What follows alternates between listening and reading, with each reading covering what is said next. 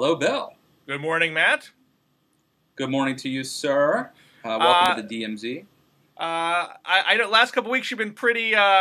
You've had a bit of a spring in your step post-election. I've been maybe a bit on the grumbly side. Today I'm feeling a little bit different. Today it's Thursday morning. Something in the air today. I don't know if you feel what I'm feeling. Well, as I think I described your Politico magazine piece, Bill, as you having written it with sadistic glee. In fact.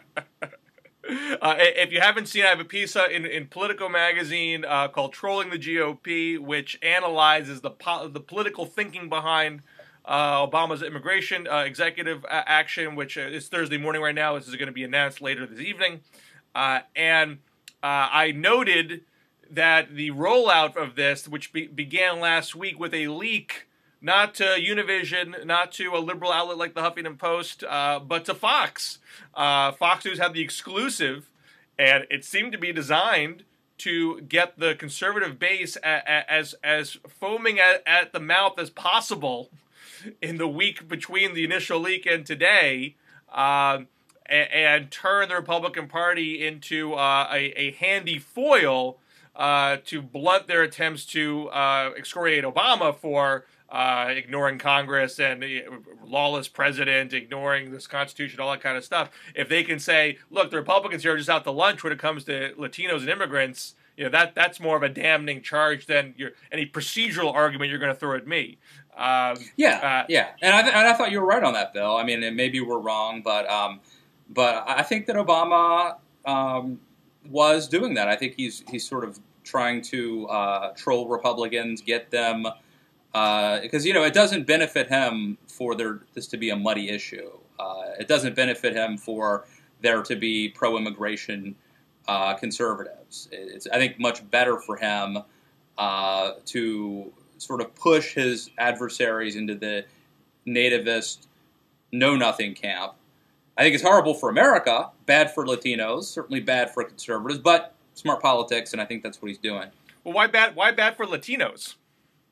Well, I think it's bad for Latinos because of a couple reasons. One, I think that, as it stands, there'll be 49% or half the nation or whatever who aren't happy that they're here, or who are hostile and stirred up and angry, as opposed to this having been done through consensus, through legislative means, through winning hearts and minds. And the other thing, frankly, is if this does in fact work, and if Latinos become 95% Democratic voters, essentially a wholly owned subsidiary of the Democratic Party, that's not good. You want your vote to be up for grabs. You want both parties competing for your vote. And but if Hispanics do in fact become a Democratic lock vote, then Republicans ignore them and Democrats take them for granted. So I think this is it's very cynical politics. I think it's not uniting America, it's dividing America. It's not hope and change, but it's a political ploy. It's gamesmanship, and it very well could work. I mean, I would think that. I don't think it's 49% that will be angry with Latino immigrants after this. I'm sure there's a conservative base that will be following the Michelle Bachmann line. Oh, these illiterate foreign nationals are going to now storm the voting booths illegally now. But my sense is that the Latino community is mostly anxious about the threat of deportation breaking apart families, and they've seen Obama try to pass immigration reform, both in 2010, something that gets forgotten. He tried to pass in 2010 with the DREAM Act that got filibustered mostly by Republicans, but a handful of Democrats too, about six Democrats. So they tried it then.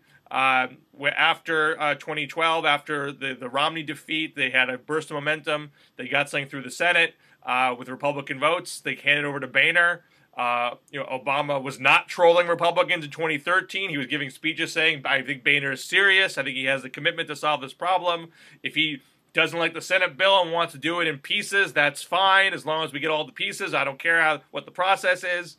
And Boehner couldn't pull the trigger. And then you had a bunch of Senate races this year. They sort of ignored the fact that Lamar Alexander and Lindsey Graham were able to get reelected fairly easily after voting for immigration reform. All the competitive races we're talking about amnesty, amnesty, amnesty. So why there's no evidence that the Republican Party, now they control Congress, is prepared to pass legislation that goes beyond just secure the border stuff, would actually get to dealing with legalizing the undocumented that are here. So I would think Latinos would be very happy. Look, you tried, you did your best to work with the other side. They wouldn't play ball. And so you got something done for us. I appreciate that. I will vote for you in the future unless the other party decides to step up. I mean, the Republicans have a chance to step up now and prove they have a better solution. So it's not like they don't have any agency in this debate now. There are things that they can do, and they can choose whether they want to do them or not. Yeah, Bill. I mean, look, I think it's pretty clear that if I could go back in time. Republicans, I think, much smarter if they had passed a DREAM Act, sort of done it on their own terms. But, I don't necessarily, number one, I don't know that legislative inaction is an excuse for unilateral action, which may or may not be constitutional. And I also think it is possible that Republicans do something. I think that the question, it would have to begin with border security, with, securing the border. But you could have a series of bills that do tackle immigration in a bipartisan manner, and this makes it harder to do. It makes it harder for people like me to advocate the things that I advocate as a conservative who, believes in immigration reform. But so I do think it poisons the well, and I think it's unfortunate. Again, I think you were right. I mean, you wrote this piece of Politico magazine saying that he was trolling the right, and I think you were exactly right about that. I think that this is an effort to kind of politically damage his political opponents. And you have to wonder, like, at this state in this presidency, with all the things going on in the world and in the country, if that really should be a top priority, but it seems to be. Well, I think presidents get credited with history when they do stuff. They don't. William Taft was wonderful when it came to congressional procedure, but we don't remember him because he respected congressional authority. We remember Teddy Roosevelt because he got stuff done, and FDR because he got stuff done. If Republicans want to spend I agree with you that it makes it harder for them because of bizarre Republican psychology. I think Obama's tried to make it as hard as possible for them by stoking their anger. And now you have people like Michelle Bachmann talking about illiterate Latinos who are gonna vote. That doesn't help Republicans win 2016 and beyond. The RNC autopsy from 2012 said if Hispanic voters think we don't want them to stay, they're not going to listen to our next sentence. Well, there's a lot going on right now to suggest Republicans don't want them to stay. But if Obama is intentionally stirring up angst and anger and nativism and all of these things, and doing it for political gain, and attempting to make one of the two major political parties a less happy, less welcoming place for immigrants, that's evil and devious as far as I'm concerned. And, if it results in a 30-year Democratic majority with broad and comprehensive immigration reform, I don't think he's going to care that people thought it was. I agree that you're right, but it's tantamount to the Southern strategy that it's putting politics before the people you ostensibly want to help. I mean, the best case scenario. Well, you're helping people in this instance. This is not. No one's getting hurt by doing it this way. There's people who are mad about it, but no one. I think you would be hurt if more and more Americans are sort of driven to a place where they feel like they're losing their country, where they feel like their culture is being threatened, where they feel like public policies are being, sort of pushed at them by extra, constitutional means. And I think, honestly, as I think I said before, I mean, it's not a good thing for Hispanics to have, a lot of people angry at them and to frankly be if Obama's plan works and they are beholden to the Democratic Party, that's not probably a good thing for them. You want the parties to be competing for your votes, in my opinion. That gives you more leverage, if nothing else. You may get to a point where Republicans never get their act together, that Latinos become as loyal to the Democrats as African Americans are right now. But that's in part that'll be based on choices that Republicans make. Mitch McConnell said a week ago that if Obama does this, it'll be like waving a red flag at a storming bull. And former Congressman Barney Frank was on MSNBC after that, saying, "If you want to characterize your own party as a crazy animal that loses its mind over an inanimate object, I guess that's your choice. That's how you think of your own party. You don't have to be that way. I mean, it could be a leadership." No, but Bill, the problem, as you know, is there are 435 members of Congress. All you need is a backbench member of Congress and a talk radio host to say something incendiary, and that becomes the narrative. And so I'm sure that's what he's hoping for. That's what he's trolling for. And so look, it's just. But I mean, I agree with you that the Michelle Bachmans out there are going to pipe up now, and that makes life harder for Republicans. But this is sort of the genius of it in my mind, that legislation. I mean, the idea of doing it legislatively. And doing it in a bipartisan way is that it would be much more solid. It can't be overturned by a subsequent president. Well, there would be a consensus. There would be a national consensus. You have national consensus. Neither side was going to take a pot shot at you after it was passed because everyone's in basic agreement. Therefore, it would be a lasting success. Now, number one, that's how they approached the Civil Rights Act of '64. It didn't work out that way. They got the Republican votes, but then the Republicans shifted and beat up on Lyndon Johnson's moves anyway and did the Southern strategy. So it doesn't always work out the way you want it to. But as far as right now is concerned, the more pressing issue is they did it that way in the Senate in 2013, and they hit a brick wall in the House. And instead of, I think what Democrats are hoping that would force Republicans to choose between forward-thinking Latino voters and their supporters and backward-thinking anti-immigrant nativists.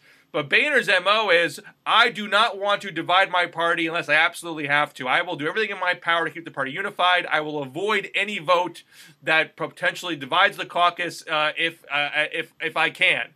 So there's only very few votes where he put things on the floor that divide his party. Hurricane Sandy relief, Violence Against Women Act. He did his jiu-jitsu. He did his backdoor move on the Medicare doc fix that pissed off some of the right-wingers. But he felt, I don't have to do immigration reform now. I'm not going to do immigration reform right now. So instead, Obama does this by executive action. Unlike the legislative move, it now forces Republicans to choose. You either hate this order and you're going to side with the nativist, or you want to do better than this order and pass a law that would be more lasting and go farther. So now the ball is firmly in the Republicans' court. They have to choose. And if they don't choose, but you know this by doing this, because I just disagree with it in terms of the rule of law and the balance of powers. This makes it much harder for people like me to win the argument, which I think I would argue is bad, because for me, I think there are a lot of reasons why conservatives ought to be for immigration reform, and both in terms of policy. I think they contribute to America. We need more people, and I also think that politically there are plenty of good reasons. But this makes that a much harder sell for people like me. That's not my primary reason for opposing this, but that is one of the reasons, I think. And so this is it's a I'm sure there are people who disagree, but in the long run, I think this is a very smart and devious political ploy. It's a very sophisticated trap that Obama is setting, but I think it's the worst kind of politics I think the only people it really benefits are potentially Democrats. And usually, again, it's the one, like, at this point in the presidency, with all the things he could be addressing, to be playing these games, as you, I think, correctly say, with, why is he's trolling Republicans, just seems to me to be an interesting move. Well, I don't think it's the only thing he's addressing. I mean, I think he is sizing up his last 2 years, recognizing there's not a lot Republicans are going to cooperate with him on. Some things that they might, like trade, they're probably going to do anyway because it serves Republicans' own donors. Or in the case, for example, sentencing reform. The sentencing reform might actually happen this year because Rand Paul wants it and wants to burnish his presidential credentials. There was sentencing reform that happened in 2010 after the very bitter Obamacare debate, and it reduced the racial discriminatory disparity between crack cocaine and powder cocaine in sentencing. It actually sailed through the House and Senate on voice votes, unanimous consent in the Senate. No one said we'll make this a recorded vote, and both parties said this was good for all of us. And the fact that I'm mad at you about Obamacare wasn't relevant to sentencing reform. So there might be a couple things like that. But by and large, Obama's saying, I want to do something on climate change. There's things I can do that don't require Republicans, so I'm not going to wait. I might have a game-changing Iran nuclear deal. I don't need Republican votes for that. So I don't think it's that he's only doing this. He's saying, what are the big things left to do? What are the big problems left to solve that I have some capability to solve, or at least partially solve by myself, because I don't trust these guys to step up. I don't think that's a rational logic on the president's part. And if you don't like the process about it, in control of Congress, there are things you can do. I mean, you're Matt Lewis, you're a Senate Majority Leader or House Speaker. You know it's a trap. You know Obama's devious. You know he's trying to screw you. What do you do about it? Do you walk into the trap, or do you find a way to wriggle out of it? Well, look, I mean, the old country song, "It's a little too late to do the right thing now." I mean, the answer really is to go back, get your time machine, and go back in time and just pass the DREAM Act on your own terms. That gives you much more political capital to fight these orders and to do all sorts of other things. But they didn't do that, so. So now what do you do? Well, there's the other problem, as I mentioned, that you don't have message control. You can't stop a talk radio host or a backbench member of Congress from saying something provocative and controversial. There's nothing you can do to stop that. So you are in a bad spot. I mean, I think that this is a problematic spot for Republicans to be in. Not in terms of the immediacy, the immediate political consequences, but I think in terms of the long-term problem of demographic shifts and of the danger of losing Hispanics, for a generation or forever. I do think it's entirely possible that Republicans can, pass some immigration reform. I think that the only way you do it is to pass just reading the tea leaves, you have to pass a border control bill first.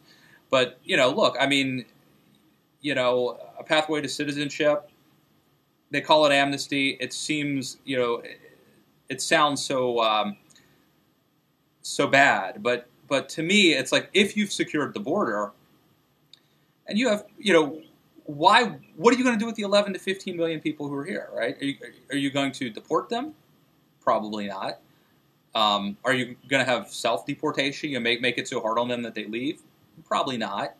What are you going to do? Well, is it really that egregious to say over the course of a dozen years that if somebody has a clean record and pays back taxes and jumps through a bunch of hoops and has a job and wants to become a citizen, which is a big if, because they may, I'm guessing like half of them really, if they're legal, that's what they care about.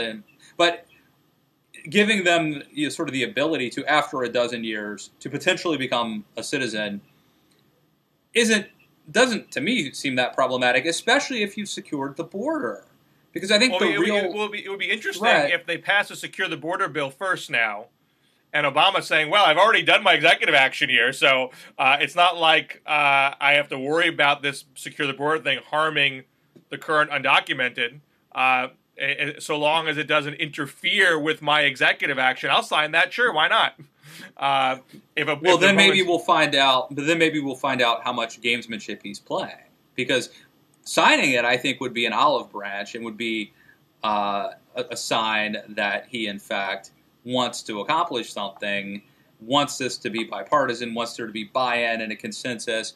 But don't you think the smart move for him politically, and this has been, I think it's been a political presidency of taking, playing politics over actually bringing people together and uniting America. Don't you think that the political move, part of his MO would be to, no, I'm not going to sign that bill. Because we had a comprehensive bill that addressed border security. You guys are going to get me to sign this bill, and then there's going to be no leverage for you to do anything else, and you're going to call it an immigration bill.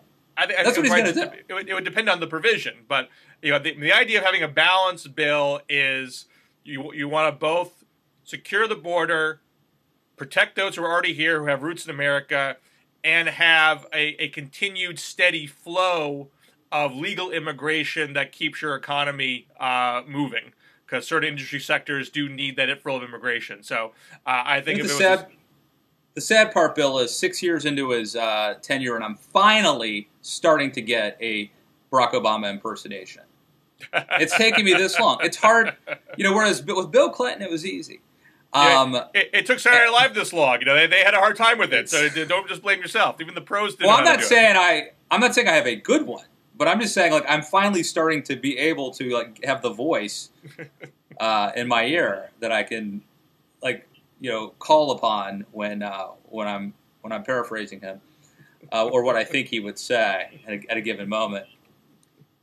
What I don't get is, though, I think there are things Republicans can do. They could take secure the border. They could take provisions from the Senate bill that were short of the path of citizenship and do those first, and see if Obama would do that. And then once he did that, then they could get to the pathway to citizenship or some kind of other broad legalization measure, and try to be cooperative about it. And so long as they weren't going after the current order until they got to the legalization part of the agenda. You had a situation where, it was only a few years ago, George Bush was involved in the warrantless wiretapping, and people like me said, you're breaking the law. Whatever you think about this issue, you're breaking the law. You don't have the authority to do this wiretapping. People in Congress said that, and then they said, okay, let's pass a law that retroactively makes it okay. I'm mad at you that you broke the law, but I'm not gonna sue you. I'm gonna clean it up for you. Now, I don't think Obama's breaking the law here, but I know people that think that he is. You could approach it the same way and say, I think you're wrong on the process, but I'm going to prove that the substance is more important, pass something that makes the substance right, and prove to the Latino public and the rest of the public they were actually trying to solve the problem. They could do that. And Bill, you and I are both under the gun in terms of time here. It's going to be a short episode. We apologize. But you mentioned warrantless wiretapping. I just wanted to segue real quick, because there was a vote this week that got very little attention, but it was very important and also very interesting. And it was the Freedom USA Act, which did not reach cloture, but it would have essentially fixed the Patriot Act and renewed it. It would have removed some of the most onerous parts of it, the metadata collection, and it would have renewed the Patriot Act, which is set to expire on June 1st. Interestingly, it was sponsored by Leahy, but it was co-sponsored by Mike Lee, Ted Cruz, and Dean Heller. And interestingly, Rand Paul helped kill it very publicly. This is interesting for two reasons. Obviously, you have Ted Cruz and Rand Paul on opposite sides of this act. And interestingly, too, you have Mitch McConnell and Rand Paul have become really good buddies of late. Rand endorsed Mitch for Senate. Mitch has endorsed Rand for president. And now you have them both on the same side of killing a bill, but for very different reasons. McConnell says it, as a hawk, says he needs to preserve these protections. Rand wants to get rid of the entire Patriot Act. But I found it maybe coincidental that they're already teaming up, albeit for different reasons. Well, I think they're gonna separate soon enough. I imagine, because the Patriot Act does expire in June. They have to pass something to keep these counterterrorism programs going. Obama and Boehner and McConnell are not all that far apart on how to reform the NSA. They want much milder reform than what Pat Leahy and some of the other Senate liberals want, and what Rand Paul wants. So I would imagine that this bill will get resurrected come January in milder form, more like the House bill that passed earlier this year, and that McConnell will not whip against that. But Rand will probably still vote against it and shore up his libertarian cred. Right, but that would solve. That doesn't eliminate my conspiracy theory that McConnell needed to make sure that this USA Freedom Act did not reach 60 votes this time. And Rand can vote however he wants. Once McConnell, Rand can vote against it once McConnell gets the bill he wants. Yeah, maybe I'm Rand spitballing a conspiracy theory here. But either way, it's interesting that you have Mike Lee and Ted Cruz on the other side, co-sponsoring a bill that Rand Paul is publicly opposing. It was a very interesting bill. The stakes are huge, obviously. Yeah, and it got almost no attention because of the Keystone Pipeline and the immigration orders and all the other stuff happening. But I don't think it's really a conspiracy. I think Rand Paul has a congenital problem with voting yes for stuff, because anything that actually gets to the floor is some degree of compromise involved. And Rand has this problem where he flirts with things. He flirts with immigration reform. He flirts with NSA reform. And actual bill comes down the pike and he says, nope, it's not to my perfect specifications. And I'm going to rail against the system and I'm going to vote no. That does seem to be. Yeah, I don't know what's the law that says that the simplest explanation is usually the right one. Occam's razor? Scher's razor. I think it's called Bill Scher's razor. Which is not so I think you're probably right, Bill. We'll leave it at that. Again, apologize for a short episode, but give us points for the quality. It's the quality of the time. We had a denser show. Quality over quantity, and richer, tune creamier. Back in. Yes. But a good show nonetheless, Bill, and we'll talk soon. All right. Take care. Thanks.